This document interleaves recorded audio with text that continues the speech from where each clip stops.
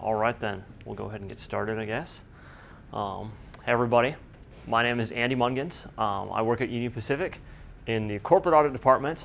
I am a data security systems analyst, which is a fancy way of saying I'm a pen tester. I'm also a ISU alum, so it's great to be home. It's nice to see that you guys aren't in the dungeon of Carver Hall anymore, in a much cleaner, nicer, brighter room. It's quite nice to be here. I wanted to talk to you a little bit today about what my job is, kind of give you some examples of the things that I work on, and also give a technical presentation on a security topic, because who loves to just sit through spiels? Not me. So hopefully this will be interesting. Hopefully you'll learn something. Try to capture it from a couple different levels. Hopefully it's not too simple or not too complex. But I wanted to talk about client-side access control and the importance of some of the basic security principles and how you can apply them to lots of situations, even ones that you're not really familiar with. Before I get too far though, I do have to put in a shameless plug for Union Pacific, because it's a great company and it's where I work. So I'm going to pass it over to Jason really quick, and he is going to talk about that. Perfect. I need this then? We'll trade. You can have it.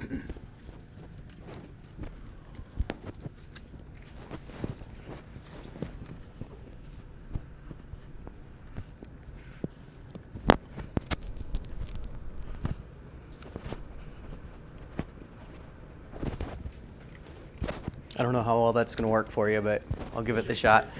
Well, as Andy said, thanks a lot for having us. It's always great to get the chance to present to such an audience that has a passion for the same sorts of stuff that we have.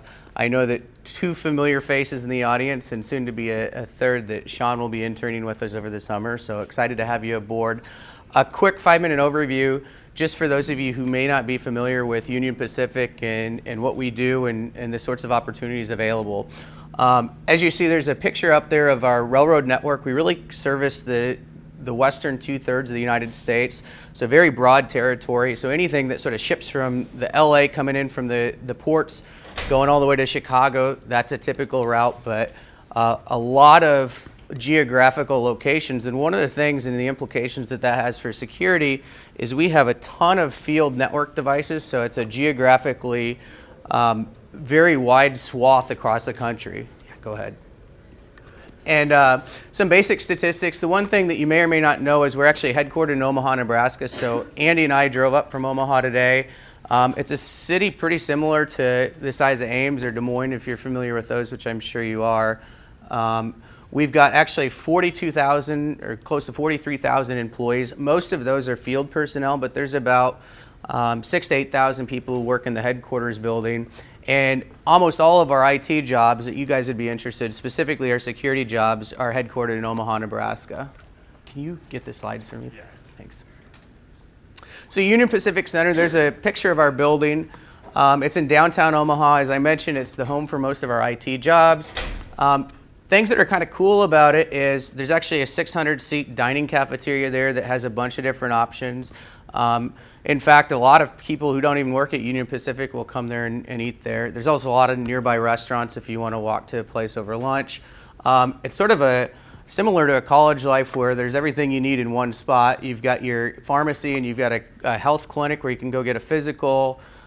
You've got a credit union to do some banking. And then the thing that people really like is there's actually a fitness center that's free to employees. So if you want to work out, maybe more than I do, you can just go downstairs, and it's easy way to kind of unwind either during your lunch hour or after work, or they even have group classes if you're interested in that. Next slide. So what Union Pacific calls one of the big beauties of our brand is it's a very diverse franchise. So a lot of people, when they think of trains and railroads, you might think about just shipping coal. We actually ship a vast array of different goods. So if there's something that you use in your day-to-day life, we probably shipped it along the way. Just a few examples there. And I know we're on a college campus, so yes, we do ship beer too. Next slide. One thing that you'll see is that Union Pacific, trivial knowledge, you may or may not know it, that it was actually founded by Abraham Lincoln back in 1862. So this is a picture from one of our staff outings. But the thing that I wanted to bring up here is stuff that I didn't know when I first started with the company. Is I didn't know a lot about trains and how technologically sophisticated they are. Honestly, I thought it was still a guy shoveling coal into the burner to move the train. So does anyone have any idea what our trains are powered by now? It's not a trick question. So go ahead. Aren't they powered by diesel engines? Exactly right. Yep, so they're all powered by diesel, and we actually happen to be one of the largest consumers of diesel in North America. So it's just like a truck, except we have a competitive advantage there. We're much, much more fuel efficient. So if you care about the environment, trains are good. It keeps trucks off the road, and it's much more fuel efficient. So next slide. The thing that I had no idea, even living in Omaha, I went to school in Omaha, I had no idea how much technology there was at the railroad, and there's a couple of reasons for that. First of all, it's a giant Fortune 200 company, so we've got all of the supporting infrastructure, your basic email stuff, your HR databases, your financial system, so all of your underlying under-the-hood infrastructure stuff to support the company and the financials. But then we have a ton of homegrown railroad-specific software. We actually have approximately 1,000 developers who do a lot of development in Java and other types of languages. And one of the reasons for that is when you're running a railroad, there's a very few number of railroads available, or very few number of railroads out there. So you can't just go and buy something off the shelf that's going to work for your railroad. And every railroad has a unique infrastructure, unique network, and special requirements. So a lot of the requirements of the business require us to actually develop our own software, which makes it exciting as people who do penetration testing, because we get a taste of evaluating vendor products, but then we also do source code reviews that we develop internally. So it gets a good mix of legacy, internally developed stuff, and then new cutting edge vendor products that we use. The last one is really something I'll touch on very briefly, positive train control. I don't know if you've heard that in the media, but what this is, think about the self-driving cars or autonomous vehicles you hear so much about, except we're, by a federal mandate, required to implement this for the railroad. So if you think about an autonomous vehicle, it's actually a little bit more simple than doing it for a train, and I don't know if anyone can think of a reason or two why it's more complicated with a train. If you're trying to make a train that stops itself, what are the pieces that you might need to know and factor in? Any ideas? How fast the train is going? Yep, so that's a good one. Same with a car. So here's the thing that makes it more difficult for a railroad is a car, your weight is relatively fixed and known. You kind of know what it is and you know how long it's going to take to stop. With a train, you might have a train that's a mile long, you might have a train that's a half mile long, and they might have very, very different weights to them just based on the material that's being hauled. So it really gets complicated with your braking algorithm, figuring out how long it's going to take to stop that. The other thing is any kind of weather is a big factor. So rain on the track is going to really reduce the friction more so than it would even a car. And lastly, if you look at this slide on how it works, we actually have to rely on GPS to know where the trains are in front of us. A car, you can just kind of, it's line of sight, and you can use basic algorithms to figure out how far it really is away. For a train, it might take over a mile for it to actually stop. So you've got to have an interconnected web of GPS signals and signals along the track. So it's very, very complicated. But the basic premise is it uses GPS to know where it's at. It does a distance calculation for how long it would take to stop to not hit the train in front of us. And if there's a warning threshold, if it gets to yellow, it's going to start applying the brakes, and the engineer is going to get a warning and say that you better hit the brakes or you better do something. And if he still is unresponsive, let's say if he's completely asleep, the system will ultimately go to this threshold where it's going to automatically apply the brakes and bring the train to a complete stop safely before it runs into another train. But it's really cutting edge, and it's been something really interesting for the people developing it because it's all technology that really doesn't exist. So this goes back to the original point of you can't just buy this off the shelf. This is something that they're developing and implementing a very complicated system. So they've got some very talented people sort of working on it. And it makes it a big challenge for us to sort of review from a security standpoint because you've got all this network connectivity, you've got all these new devices, you've got this big push to get it out and meet a tough deadline, which as you all can appreciate, a lot of times, a lot of security problems are because of people having to rush to meet a deadline and security becomes an afterthought. So information systems auditors. Andy mentioned that we're both from the information systems audit team. What do we do? What makes us unique versus other auditors? It might be a Deloitte and Touche auditor or a financial auditor.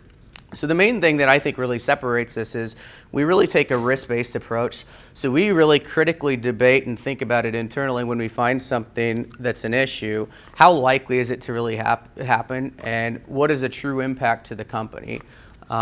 One thing you'll find, and you probably already are learning as you go on in your education, is in academia, it's very easy and it's very black and white when you do a capture the flag contest or something like that. If there's a security hole, it's a problem and you want to exploit it. In the business world, for all of those holes, it costs money to fix, sometimes a lot of money to fix, and sometimes it's just a business decision based on it being very unlikely for people to exploit it, that they don't implement the controls to patch the hole. So that's something that we struggle with even internally, and those are sort of the gray areas and the arguments that are really difficult to quantify. How likely is it for somebody to exploit some vulnerability? The other thing that we do is, instead of just doing compliance testing and going through best practices and checking the box on whether they have passwords that are 14 characters long and that sort of thing, we actually do penetration testing where we'll try to mirror the environment that we're testing, whether it be an internally developed application or a vendor product, set up an isolated test environment and literally try to hack it and try to break the application. And that could be something like trying to figure out ways to make the application crash, but it can also be more nefarious things like trying to do SQL injection or cross-site scripting or figure out how to actually manipulate the data so that you can do bad things. And one thing, it's trying to figure out what's the real impact to the railroad, which we need to do because we're going to do that risk assessment. So when you communicate it to management, they don't care how cool it is and what elite hack that you did to do it. What they want to know is, if somebody did this, what's the impact to the business? And based on that, do I need to fix it? I think maybe go back quick. The other thing, the second bullet point is I love working at UP because, specifically in information system audit, because there's so much stuff out there. You can go from auditing a 50-year-old legacy mainframe system or some archaic serial field device that controls a signal to auditing something like the latest and greatest database technologies. So you never really get bored, or you never get limited to, I just do this monotonous thing over and over again. So that's really appealing to me. For some people, frankly, that's not appealing, that they'd rather have their routine. The other thing that's really cool about our particular team is it sort of functions as a management feeder system. So typically people will spend 3 to 5 years in corporate audit, and then they'll move to other places in the company. And it gives you a really good, well-rounded idea of what technologies are in Union Pacific and just how the business process works. And then, as I alluded to at the bottom, what we really look for is we really look for people who have security minds and are hacking type people. We're not looking for people who are quote unquote just audit people. We want to develop those skills and we want to make sure that we're doing our due diligence, but we really want to find very technically savvy people, which is why we enjoy so much getting a chance to interact with all of you and present to you. Next slide. So here's what we really look for. As I mentioned, we really don't do check the box audits. I mean, there's a little bit of that, but that takes us no time at all because it's super, super easy. What we look for is people who really think about things differently than the average person. So as you guys can probably relate, a lot of what we do is we look for people, and we are people ourselves, that take a look at something, and even if it's in our day-to-day lives, we look at a door and try to figure out, I wonder if there's a way to get in that door without setting off the alarm. It's just sort of a mindset. So we're constantly trying to do that, and we're not actually exploiting that, but we're thinking about what could happen. The next middle part is we look for people who keep up to date with technology and specifically security stuff. So people who are familiar with what OWASP is, what are in the top 10, what is the impact of the OWASP top 10. We look at other frameworks like the critical security controls, top 20 security controls. And then overall, we look for people who understand the concepts of security. So knowing the difference between authorization and authentication, understanding the different types of encryption. And one thing that we get away from is people who are experts in one particular technology. We look for people who understand the basics, understand the foundations, and are flexible learners and can learn the specifics of individual technologies. And I think that that's a good segue to what Andy's going to present and some of the content that he has for you. So if you have any questions afterwards, we're certainly welcome to go through those too.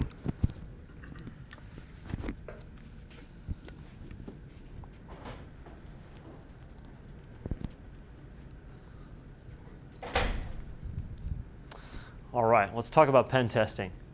So when I was in school, I knew I wanted to get into security. I really struggled at figuring out where best to start. You could learn a technology really well, understand all the security about it, and then tomorrow it's going to be obsolete, throw it away. Get new technology. By the time you guys leave school, I'm sure whatever technologies they've taught you are already going to be out of date because everything's moving so fast. So it seems kind of frustrating and overwhelming to get into pen testing and security if you're going to learn something and then throw it away, learn something and throw it away. I never really got a good answer in school about what I should be doing. I've finally kind of concluded on this, and basing off of what Jason was just talking about, really what it comes down to is knowing these basic security principles. If you can understand the basics, authentication versus authorization, encryption versus hashing, all the various TCP protocols, UDP, HTTP, SMTP, if you can understand them, how they work, how they talk back and forth, what are the problems that those protocols have had in the past, how have they been fixed. If you can understand all these basic things, you can start applying it to systems you've never seen before. You can start applying it to systems that are crazy, crazy old, systems that haven't been invented yet. You'll come up to them and go, oh, I know how this works. Because really, even though the systems keep changing, the technology is not, the concepts are not. It's all going to be the same. Things like the OWASP Top 10, the Center for Internet Security Top 20 critical security controls. If you can understand these things, you can apply them to a lot of different situations. So what I want to show you today is how you can take one of these principles and apply it to a whole bunch of different systems that are all different. These are all examples from things that we've actually worked on. So real life examples, things that we've broken into, that we've assessed the security of, using just these basic principles, things that I didn't learn in school, but I was able to apply even though I didn't know the systems. So what I want to talk about is missing function level access control. This is OWASP number 7 on the 2013 list. I like to call it client-side security. You got your front ends and you got your back ends, you got your clients, you got your servers. Every system has some sort of presentation part that goes to the user, and then the back-end functionality where the actual interesting stuff is happening. A common mistake is to put all your access controls on the presentation part where the user is, the client, but not put any access controls on that back-end piece because nobody's interacting with that except for your client, right? Well, at some point, somebody's going to figure out how to talk that back-end protocol. Somebody's going to figure out how to call those functions directly, and when there's no access controls on them, they can do whatever they want. So let's give an example, see what this looks like. Web apps. I'm sure you're all familiar with how web apps work. I'm sure you've all used a web application at some point, but the general premise is you have an application, it runs in a web browser with a whole bunch of JavaScript displayed with HTML, CSS technologies. Side of my screen's chopped off. There's a button up there to auto-resize the display. Auto image. Look at that. Well, I'm not sure that helped any. It'll fix it. Okay, well, Maybe not. this is better because now you can see the words. But the general idea is web app, no more screen. Okay, so web app, you've all used one before, I'm sure. Here's an example of generic web app, how it would usually work. You're going to log in. It's got a form on the web page. You type in your username and password. You hit submit. There's an onSubmit JavaScript function that executes, and it's going to run a post back to the server with your credentials. And the server's going to check your username, check your password. Is this the right person? If it matches, you're in. It's going to return 200 OK, and you're good to go. If it doesn't, it's going to throw a 401 or 500, some sort of error that you are not allowed to have access to this server. So far, so good. This is how you should make your web apps. Authentication, it's good. This particular web app has a JavaScript function in it that runs after you click the submit button, runs this doAuth function, gets a response from the server. If it's not equal to 200, it just redirects you to a different location, which is fine. Go to a not authorized page if it's not a 200. That's all right. So far, so good. There is one problem with this design, though. I don't know if any of you are familiar with web applications and see what might be wrong here. Go ahead and throw it out if you see it.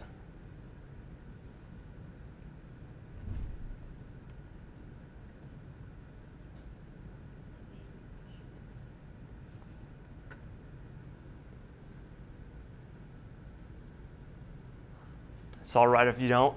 Let's rewind a little bit. Oh, sorry, I missed a step. This would probably help. I was hiding details from you. In the real world, you'll get lots of details hidden from you, and you have to ask the right questions to get them. So after the response has happened and you get the response code, the JavaScript application does a query to the back end and just says, hey, get me Alice's private data. And the server just says, OK, and it returns the private data. How about now? Do you see a problem? Front ends, back ends, where's the security? The front end's doing authentication. The back end's just returning results. So if we rewind a little bit, and let's add another user into the equation. Another user is using this system, and this guy doesn't want to use the front end. He doesn't use the web application. He knows what he's doing, so he's using curl, command line tool, lets him directly access the back end. He just queries for Alice's private data. What's to stop him? The server's not doing any security checks. So the server says, OK, and returns the data. This is missing function level access control. When you have a front-end web application that's doing your access checks, but the back end doesn't really care as long as you're asking it for data that's really existing. The front end can tell that this guy isn't Alice, so the front end would have blocked him, but the back end isn't doing any checks, so he gets right through. This actually shows up in a lot of different ways, in a lot of different places. If you've read the newspaper any time in the last, 3 years, you've probably seen this happen. MongoDB, everybody's favorite NewSQL database. Great, cool technology that everybody's starting to use. It's the hip thing to do. But MongoDB doesn't have any access controls by default. So when you plug your MongoDB database to the internet, everyone can directly access your backend and download your data. You might leak it, and it'll be super interesting, like when hacking team surveillance tools got leaked. Or you could just encrypt it and ransom for Bitcoin and make a ton of money by stealing other people's data. So client-side access control is very important to not do. You can do client-side access control, but it's not enough. If you don't protect the back end, you're going to have troubles. So that's the end of the presentation. We've all learned about access control. This is what you need to do. We're done. You can secure your web apps. Let's go a little bit farther. We can take this principle. OWASP is all about web applications, but we can take it and apply it to things that aren't web applications, things that maybe you've never seen before, but you know the general principles. You know about backends, you know about front ends, you know about clients, you know about servers, you know where the security is supposed to be. So you can come to an arbitrary system you've never seen before and start deciding whether it's secure or not based on where the security checks are running, if they're on the front end or the back end. So let me give you an example from something that we see at work once in a while. You don't see this much anymore, good old Visual Basic fat apps, but in corporations you'll see them a lot. Somebody wrote it 10, 15 years ago, back when Visual Basic was a great tool for writing things in. And they work, so why throw them away? They keep running. They're great apps. They work great. They do exactly what they need to do. Just a little bit old and weird nowadays. So not a web app, compiled code running on a desktop. This particular client is connected to a Windows machine, and on the Windows domain, that's part of the company domain. So you're guaranteed that the user running the application is an authentic user logged into the domain. So the application just pulls the authentic username from the operating system and then does a query to a backend database. And it says, select star from the authority table where your name is Alice, and you get the roles for Alice, which in this case is the underling role. Not very much access for underlings, as we can see from this Visual Basic code here. Define a can update Boolean. It defaults to false. Checks if it's not equal to underling, then can update is true. It's equal to underling, so can update is false for Alice. Can't do any updating. So the web app, the front end just disables all the controls that allow you to update things, and you can only have read access. Everything's fine. Security works great, right? Where's the security? Front end or back end? Front end. What about the database? Isn't that the back end? Isn't that where the security should be? There's a lot of ways that you could exploit this situation. I think I came up with 5. Can anybody throw out some ideas? I'm sure there's even more than 5. What do you think? You said it was pulling the username from the computer, so if you could trick the maybe a local account on the computer to run the program. Yep. So what if you just installed this on your own computer? Install it on an arbitrary computer, rename to whatever username you want on your account, pulls that username and sends it to the backend system, and now you can do whatever you want. Anybody else? Go for it. Sniff the database connection. Fly away. Here we go. Sniff the database connection. On really old databases, those credentials are going to go off in plain text. Let's assume for the sake of the argument that the database credentials aren't plain text, but use some sort of challenge response. I mean, I'm sure we could figure out how to decrypt challenge response if we really, really wanted to. But systems that use challenge response usually vomit all their queries out in plain text still. So if you man in the middle between the two, you could just replace one query with another query and do whatever you wanted to. One query goes off that's a select, and you just replace it with update the authority table, so Alice has a different role. That would work. Any others?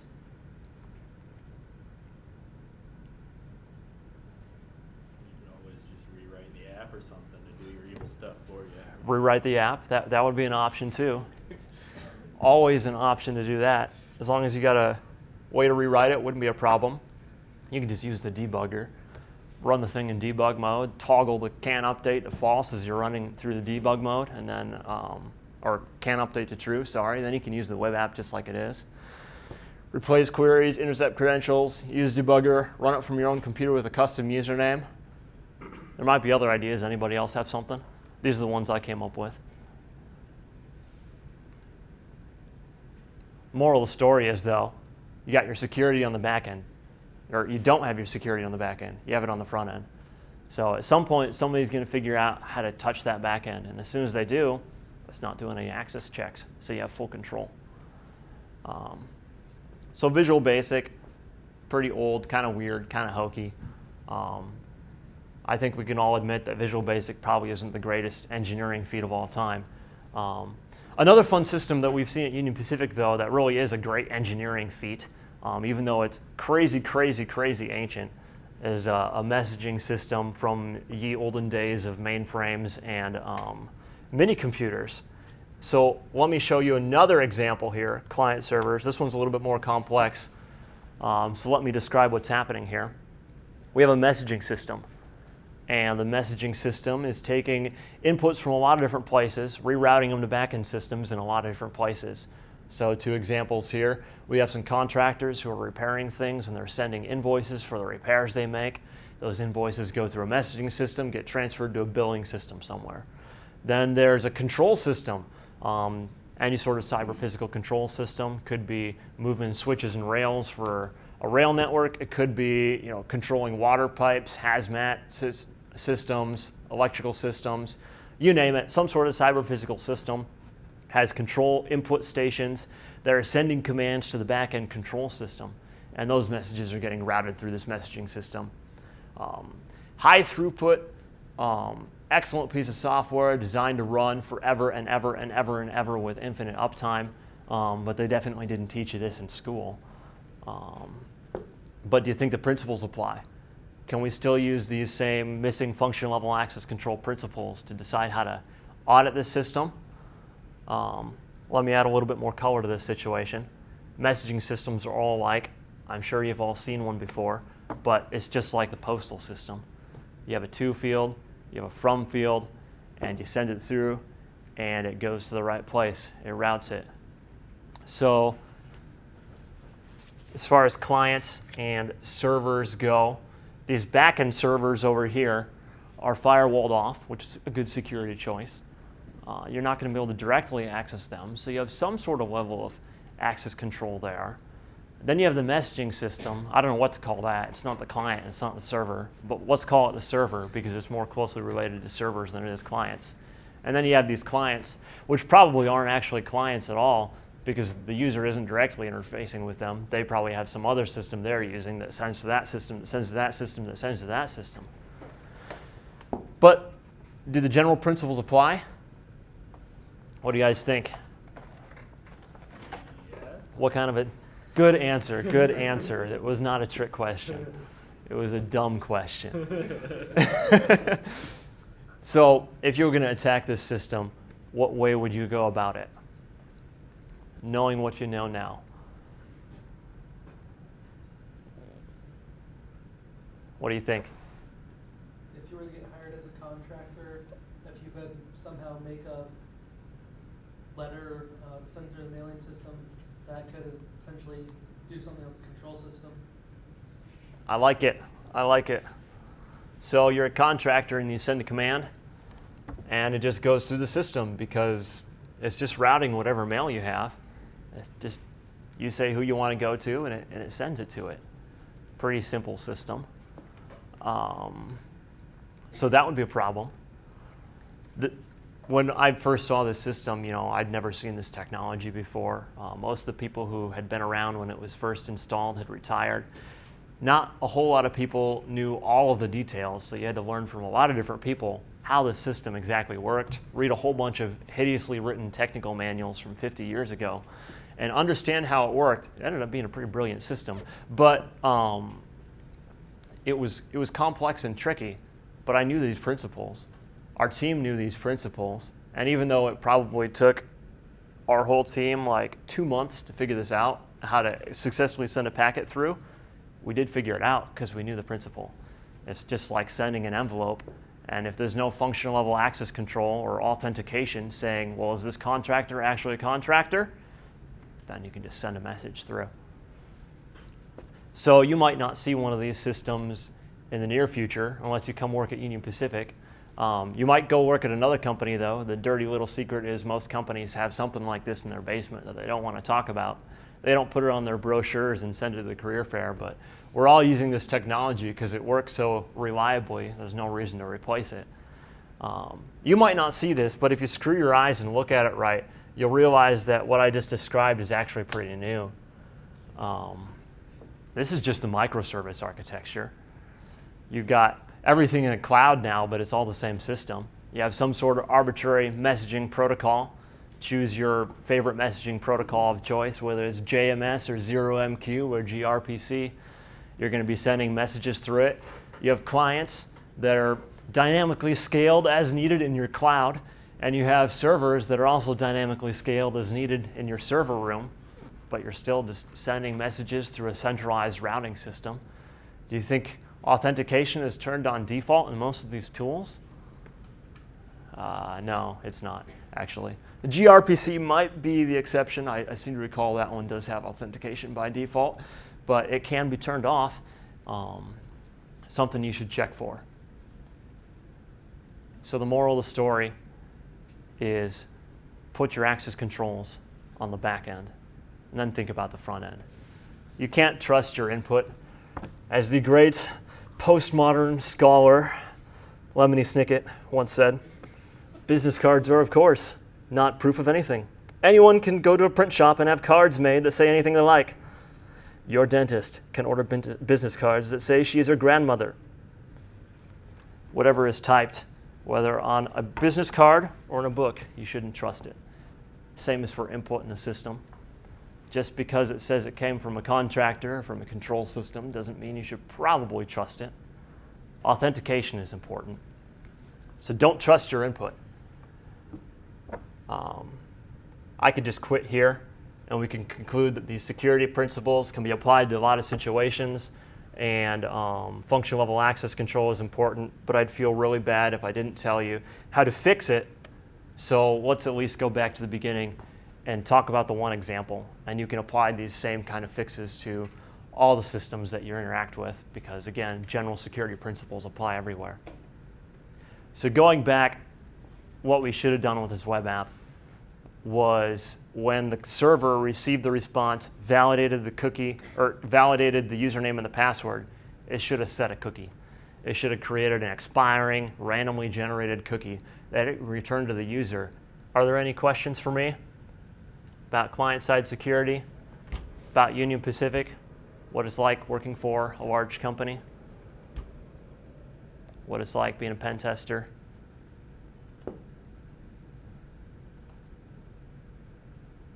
If not, I'll pass it over to you guys. Any fun stories you can tell in the group, I guess? Fun stories. Having to work with us. Fun story. I don't know. What's one of the recent ones we've done? Besides the example there of the messaging system. Because that was a fun story. I mean, I don't want to get into unpatched vulnerabilities. Yeah. These are the ones we can talk about. Things that we're currently working on and quite haven't been patched yet. We don't want to talk about yet. These things have all been fixed. So if you do find our esoteric messaging system in the basement somewhere, it should be protected now with authentication. Keen, do you want me to find you? Nothing we could talk about. It is worth saying that both Keen and Jake did a fabulous job interning for us, and I hope you guys got something out of your internship experience. But I know from the feedback on both the reviews that you did that they made significant changes. So that's one thing I didn't mention before that I think is cool about our internship program is we really let people try to do hands-on security stuff. And the interns that we've had here too, every single person, including Andy. Andy was once a summer intern for us from Iowa State. You guys have very high reputations to fulfill. Sean, I know, is interning with us, so you have big shoes to fill to live up to the Iowa State reputation. So I've been very impressed with everyone that we've had intern. I think my biggest memory from when Jake interned was driving 4.5 hours to Wichita to go to the weather station. And I learned all about model rockets, and I learned all about aviation. And I know if I ever become a pilot and have to crash land, don't do it in a bean field. I never would have known that. 9 hours total. And all but like an hour of it was in Kansas. Yeah. It was just great to see a person once we got there. But I don't have anything. I do have a joke, though, that I heard the other day. Uh-oh. This is going to get bad. I went to a wedding between a television set and a satellite. The ceremony sucked, but the reception was great. Come work at Union Pacific. You might have to deal with us. One thing we forgot to mention is we are hiring full-time. It's a little bit late, I know, but we do have a full-time position open if anybody's interested. I brought job description forms. You're welcome to take one. We haven't had a time to put it on SciHire yet, but we probably will shortly. It's got our contact information on here, which is probably the more important part. So if you're interested, come by and take a look.